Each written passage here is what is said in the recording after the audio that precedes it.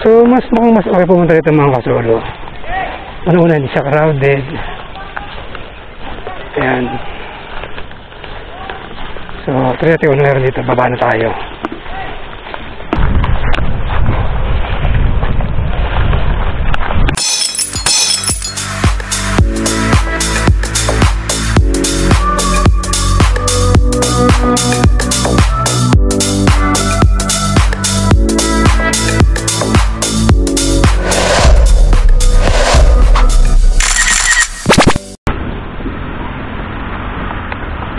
Okay, good morning mga kasolo.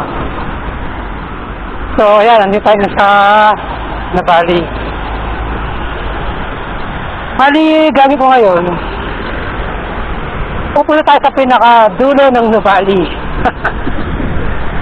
So, ang Nuvali ito parang pinaka-common na pinupuntahan ng mga nagbabike. Ayan. At ayan, yung pasyalan na yan. Ayan, may lake na yan. Okay. Yan, yung mga common, yung mga lake na yan. Kaya sabi lang side, andyan yung landmark, andyan yung Ayala Mall, yan, yung mga malls. Yan, dyan, ayan, ganyan. Ayan. Bali, meron tayo pupuntahan dito na alam ko na hindi siya gano'ng pinupuntahan ng mga bikers. Hindi ko lang alam kung bakit. Maaring hindi nila alam or baka akala nila bawal pumunta doon. O siguro yung iba rin hindi rin talaga alam paano puntahan yon. So yan mga kasolo, bali ituturo ko sa inyo sa mga hindi pa nakakaalam. Sa mga nakakaalam ano na lang kayo. Kahit na lang kayo. Kaya mga kasolo, so bali ito yung kahaba ng Nuvali Boulevard.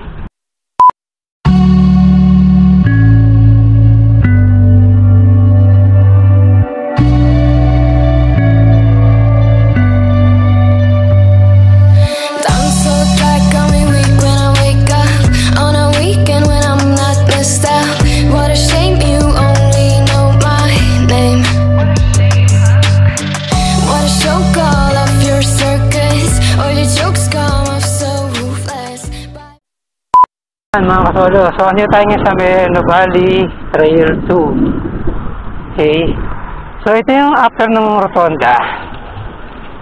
Okay, yung circle. So yung unang kanto na pakanan papuntang Marcos Mansion o kaya sa may diretsong Repal. Then ito susunod na kanto, dito na yung papunta ng mga Camp N, Miriam College, Apida, so ano pa, mga gandang village. Ituturo ko na sa inyo, kung ano yung pang pwede puntahan dito. So kung napansin ninyo, ayan sa video, wala tayong nakikitang kahit isang bikers. Pero sa rotonda, kanina may mga nakatambay, saka may mga umiikot lang pabalik sa Nuvali. So ito yung madalang puntahan ng mga bikers. So hindi ko alam kung bakit. Baka hindi nila alam o baka akala nila bawal and so on kung ano man yung dahilan. So bali naman ngayon, ituturo ko sa inyo kaya sa mga newbies saka yung mga kung hindi pa nararating to at saka kung gusto rin nila puntahan to, gusto nila puntahan. Kasi kaysa naman doon sa ulit na lang doon sa Nuvali, yung traditional na puntahan ng Nuvali, yung pasyalan doon. So yan, okay. Okay, so yung may traffic light na yun na nag-blink na color orange, so para siya naka-hazard. Okay. So liliko tayo ngayon dyan. Kakaliwa tayo. Ayan. So yun yung dako puntang Cardel Town, Silangan, ganyan. At saka iba pa rin ito kabuuan din ng Nuvali, itong buong Nuvali na to. Kaya ano tayo ngayon dyan mga kasolo? Okay. Kaya na. Ano tayo? Ayan na. Kaya ano ko? Ayan na mga kasolo. So mga ito nakalagay dyan. Sila, Eslex, Carmel Town. Yan, yan. Pwede tayo dito. Ayan mga kasolo, yun o. Kapali siya ng New Zealand Creamery. Oh, sarap dyan. 4 gatas. Ayan, the junction. Okay. Okay mga kasolo. So, tatawid tayo ng tulay. Yan. Okay. So, ito yung pwede nyong mag-relax. Nagugutom kayo. Mag-snack kayo. O whatever. Ayan, dito. Ayan, natin na yan. Yang chow. May bangko din. Kasi mag-withdraw. Ayan, may mga bilihan din ako ano-ano. Trips. Saka tayo dito. Ayan. Okay. Ngayon mga kasol, ito yung tinatawag nila na The Junction. Ayan, may mga kainan, may bangko. At the same time, yan, may gasolinahan. May Shell. Okay, so, ito yung parang kung saan mo gusto magpahinga, mag-relax. After nung pagbabalik mo, at the same time, pwede kang tumambay dito. So, kalimitan talaga, mula nung pumasok ko dito kanina, wala akong nakitang ni isang bikers. Maliban dito sa mga nakaparada sa sakyan na to, na mayroong kinargang sasakyan, kinargang mga bisikleta. So, kung di ko nagkakamali, itong mga may nagkargang pa ito, kaya ganyan, no? Special S-Works, sa mga gandang bike. Hindi siya usually, I think na dito sa mismong area na to, o possible na tagal dito sa village. Pero, hindi lang ako sure kung talagang dito sila nang galing. Okay, so ito yung pinaka Calmary Boulevard. Yan. So, dito tayo nang galing kanina. Ayan, daan na yan. Okay, mga kasulog. So, ito na yung school ng Baste. Ayan, yung malaki yung may tore-tore na yan. San Sebastian College. So, ayan. Ayan, mga kasulog. Yung pakaliwa na yan, yung mga sasaya na makaliwa na yan. Yan na papunta ang Kanlubang. So, tayo, wabag naman tayo. So, hindi tayo pupunta dyan at baka mapalaya pa tayo. At kung saan pa tayo makarating. At hindi tayo pwedeng ganun katagal at may hinahabol pa rin akong oras. So, yun yung mga pabrika. Yan, pabila, yung mga pabrika sa Calmary. Meron din isang way dito sa may matatapat ng Shell.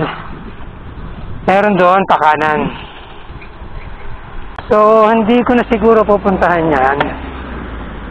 Baka mapalayo pa ako. Okay. So, some other time, iikutin tayo dyan. Kita nyo naman, yan, kita nyo, walang daya. Nakita, walang daya. Wala akong nakikitang nagbabike. Di ba? Ayun ang sinasabi ko sa inyo mga kasolo. Hindi ko lang alam kung bakit walang mga siklista na dumadaan dito. So, isip ko lang talaga, baka iniisip nila, baka bawal dumaan dito. So, yan mga kasolo, kung sakali mamapagod yung video na to, please may idea na kayo na pwede kayo pumunta dito. Pero kung medyo maliligo kayo, sundan nyo lang yung ginawa ko kanina kung paano ako nakarating dito. Tapos yan, ayan, kagaya niya. Ayan na yung guard. Ayan na yung guardhouse kung saan tayo nang galing kanina. Ayan. So, kapag na tayo uli ngayon ng Nabali. Okay, so yung mga kasolo, pwedeng ganun lang ang madaling punta. Tapos, yung ano nga, hindi naman crowded doon. Kita nyo naman, di ba? Paring tayo doon. Wala naman tayo naging problema on any encounter. Ayan, yung guard. Pwede bag dito. Boss, dadaan po ako dito. Salamat po, boss. Salamat po. Ayan. So, lagi, welcome to Nubali. Okay. So, ito na. Nasa Nubali na tayo uli ngayon. Okay. Mga solo. So, ganun lang. Ganun kadali. Nang kahirap-hirap. Madali lang puntahan. Okay. So mga kapag na tayo uli sa mismong Nubali, tayo uwi na, tanghali na. Ang oras ay 1:40. So paano mga kasolo? Pinakita ko na sa inyo kung paano pumunta dito sa The Junction. Ay pwede nyo puntahan. Bukod sa Nubali lang na pinupuntahan natin lagi ng mga bikers. So dito mayroon pa tayong ibang option. Nabulo na ako. Kaya tayo sa susunod na linggo. Ingat-ingat. God bless. Godspeed. Bye.